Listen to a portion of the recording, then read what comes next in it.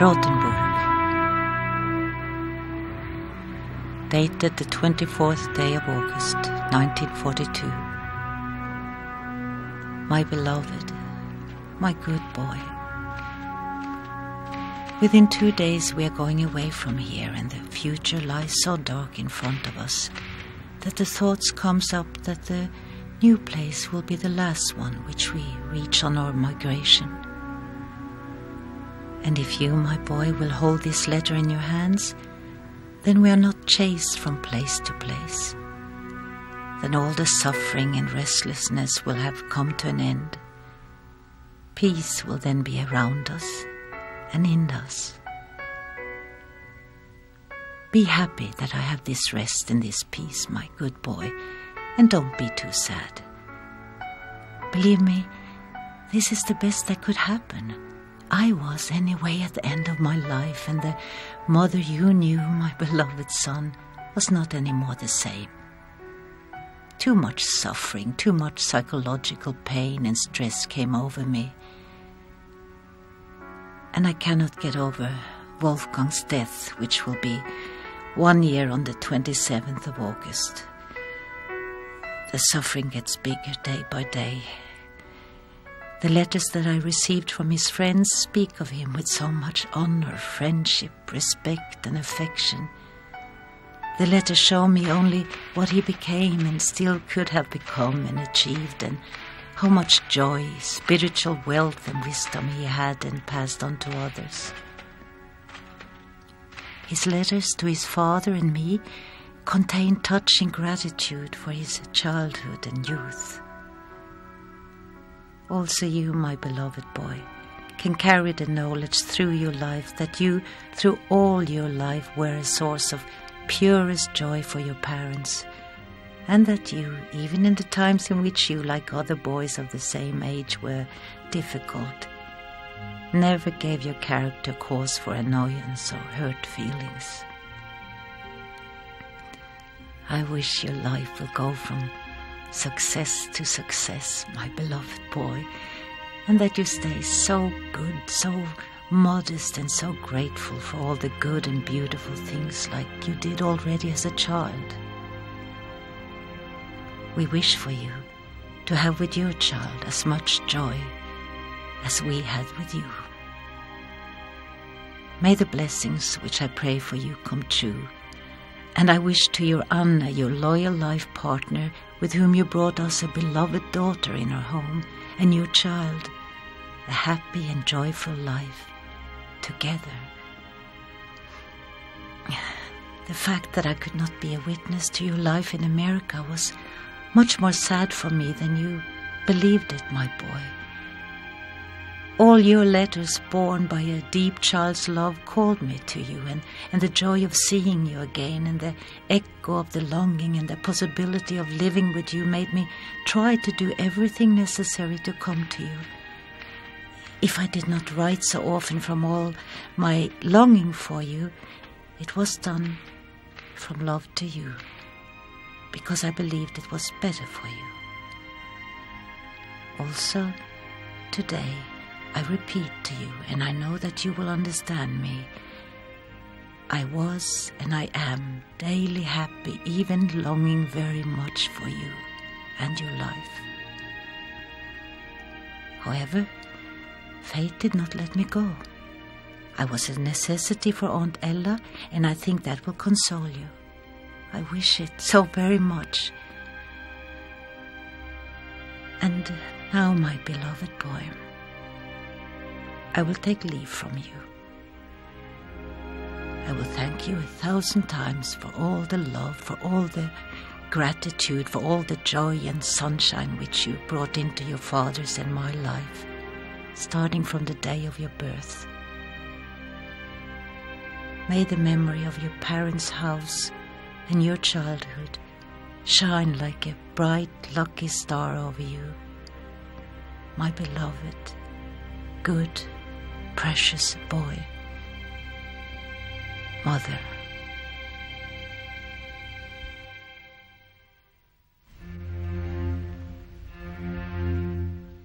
Vali Oldendorf wrote this farewell letter to her son Ulrich less than 2 months before she was killed in Theresienstadt concentration camp. Many letters written by parents to their children and close family members have been preserved. Each tragedy is revealed and portrayed in its own special way. This letter, however, is extraordinary due to the fact that the son received his mother's letter almost half a century after it was written. Ulrich Oldendorf received the letter in his home at Englewood, New Jersey, from South America in 1985, when he was 79 years old. The Oldendorf family originates from the city of Breslau, formerly in Germany, today's Wrocław in Poland. The family tree can be traced back several centuries. The Oldendorf produced generations of successful doctors. Vali Oldendorf, the woman who wrote the letter, married Dr. Arthur Oldendorf in 1902.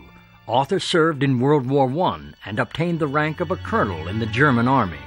Vali and Arthur had 3 sons, Gerhard, Ulrich, and Wolfgang. Ulrich went to Berlin to practice medicine. This is where he met Anne. My father needed an eye examination. And since he was faintly related to my husband, he found out that he was practicing in Berlin. So he went to see my husband and liked him a lot and invited him to the house. I was not invited because I was very young at the time. So I was not invited, and they all had dinner, but I came home and I thought, this guy looks really quite nice. So I made myself known and I said, I'm here. He was very good looking, and he was already established as an ophthalmologist. And well, as I was over 10 years younger, so I was quite impressed. When did Anne meet Vali for the first time? When we were engaged, I went to Breslau and I visited with my parents-in-law. This is really, I met them for the first time.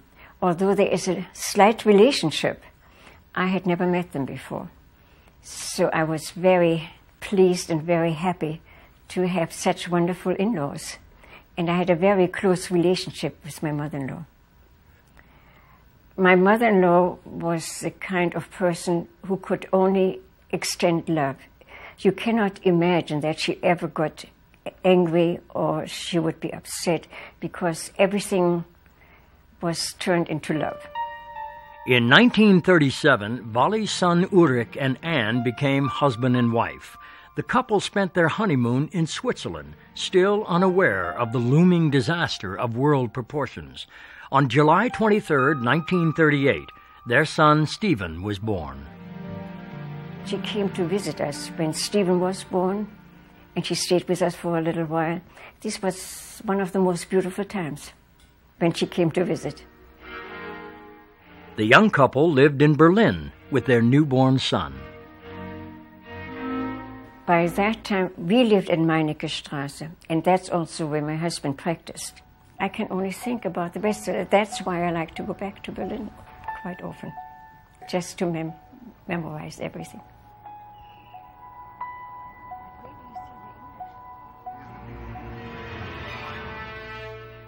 November 10th, 1938. Kristallnacht, Night of the Broken Glass.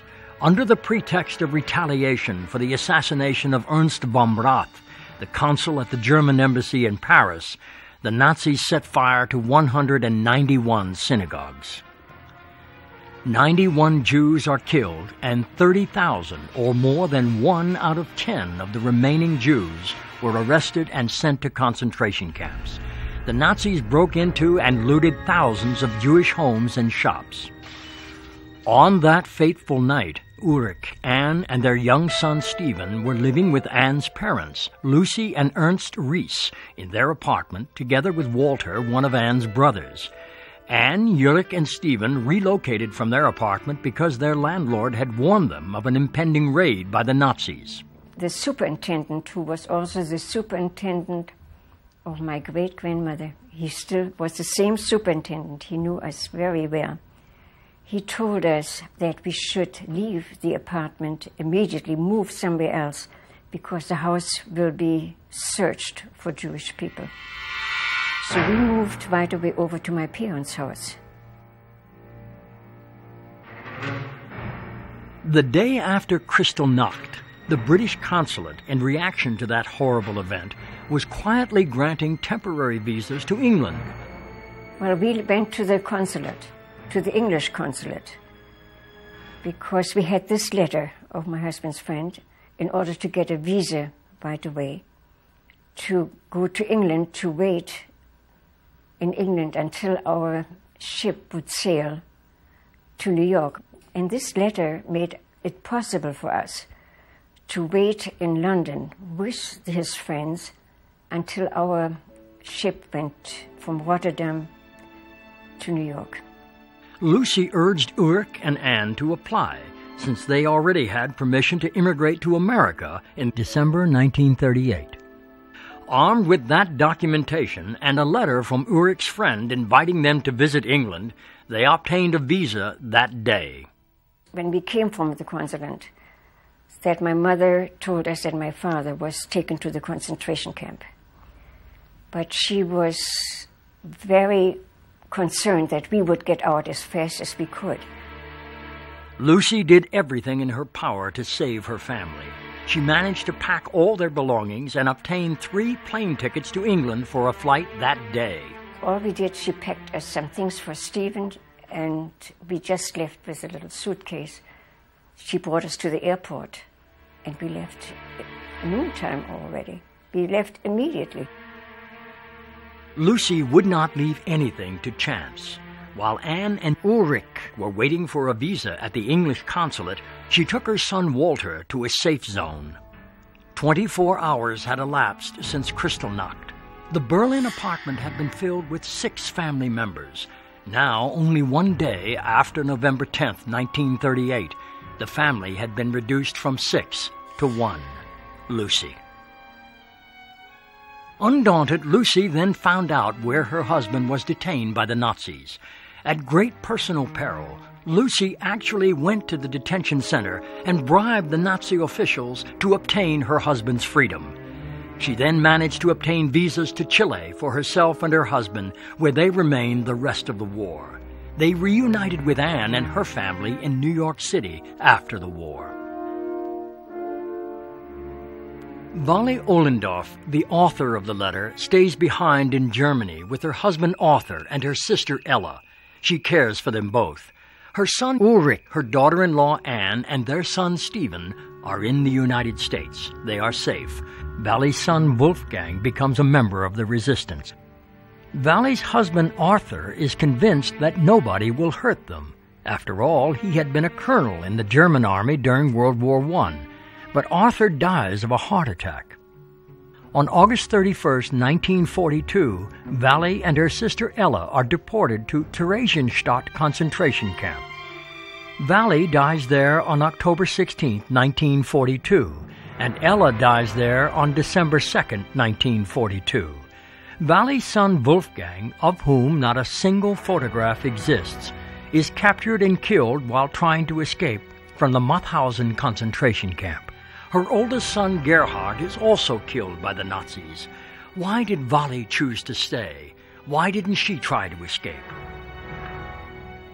Why she stayed? Because in the first place she had a very wonderful relationship with her sister. And they were all very, very well-to-do. And I guess they did not realize how dangerous it was. Vali had a huge loyalty to her husband. She had a huge loyalty to Aunt Ella, her sister. And I think my other grandmother was much more pragmatic and much more aware of the threats that were going on at the time.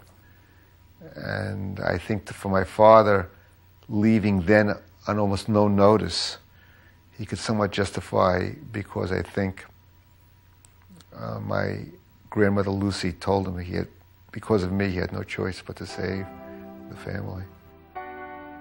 Vali realizes that her son Ulrich, his wife and son, are the only family members who will survive the ordeal.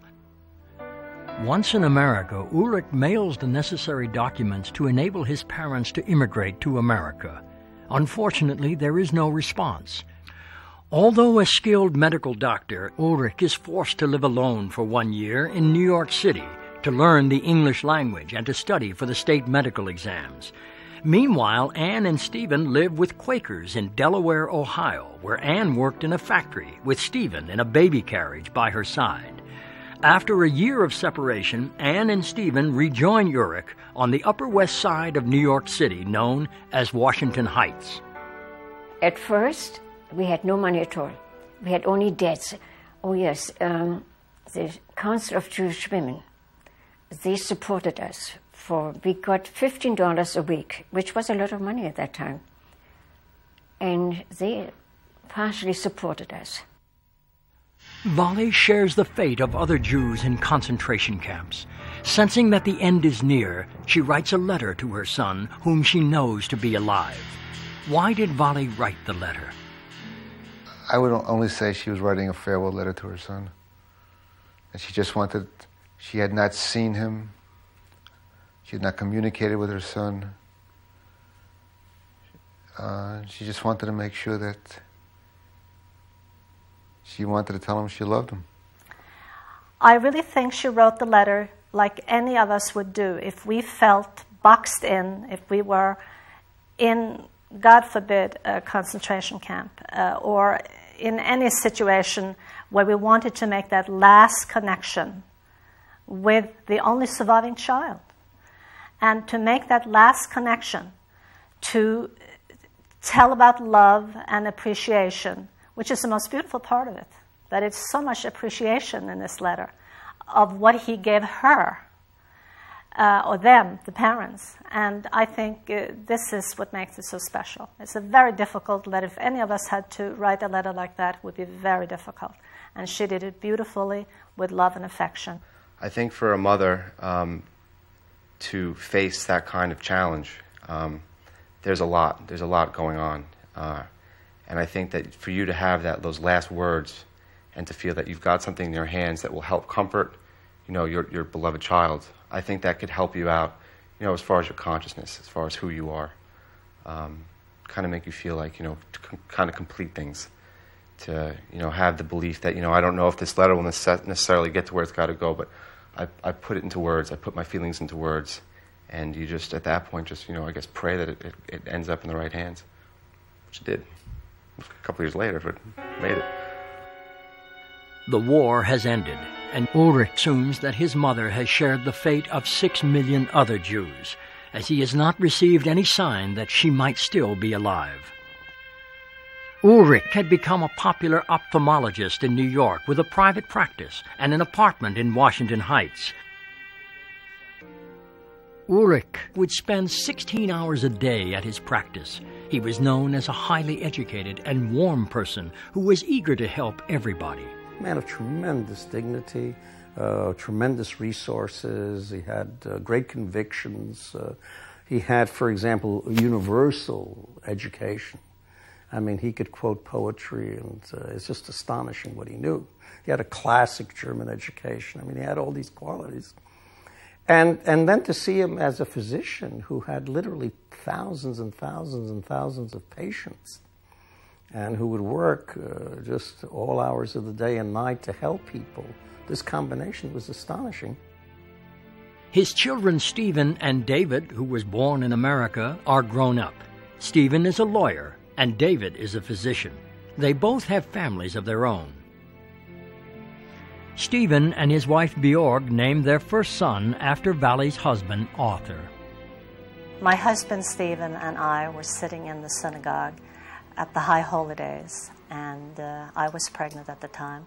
We were reading the Book of Remembrance, where the names of departed family members are written, and we saw Dr. Arthur Ollendorf in it. We both looked at each other and we said, if we have a baby boy, we will name him Arthur. And we did have a baby boy, we named him Arthur, and he did grow up in the Ollendorf tradition to become a doctor. So now we have another Dr. Arthur Ollendorf. And then, one day in 1985, the letter mysteriously arrives to Ulrich at his home in Englewood, New Jersey, from South America. Ulrich opened the letter. At the age of 79, 43 years later, he receives this farewell message from his mother.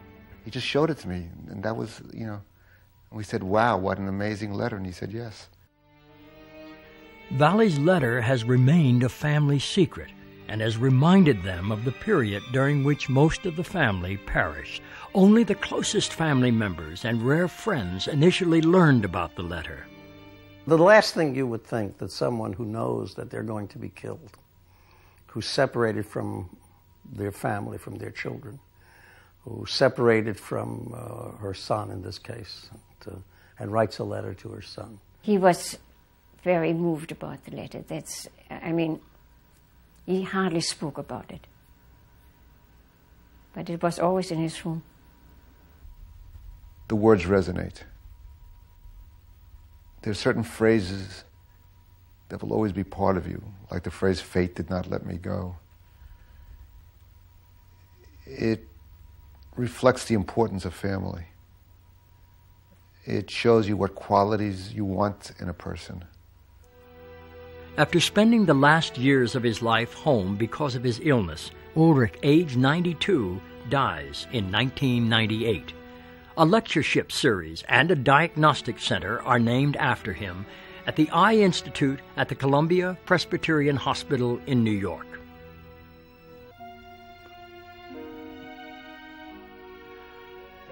Wally Ohlendorf's letter, which had been lost for so long and received in 1985, becomes public only after Ulrich's death. I think it was Steve's idea that maybe I should take a look at that letter and read parts of it. And when I looked at it, I said, I'm going to read the whole thing. And I personally could not contain myself. That as I read it, I started crying. Her faith that there is a purpose to things, that she can embody that in her life, and she was absolutely convinced that her son was going to embody it in his life. And as it turns out, he did. The strangeness of this whole thing is that he discovered this letter after he was an elderly man who had been a tremendous success. My beloved, my good boy. Well, I was sitting in the front row, Within but 2 days I think I heard the tears, the sobbing. Future lies so dark in I front turned of around, us. people were crying. If the thoughts People asked for copies of the letter. New place will be the last one which we will reach on our So it obviously had a huge impact And if you in the sense that will hold this letter they didn't in expect your this. hands, It affected them. They're going to go on with their lives anyway, but then all people, the it did have, selflessness people will remember that letter. end. However, fate did not let me go. This is a letter Because I which is believed it was a better letter for of me. hope, that affirms hope, that affirms the Also, dignity of today, human beings, I repeat, that has great joy in him and his success, and has no doubts whatsoever that he will be a success, and that he's going to really make something out of his life. I mean, there was no question about that.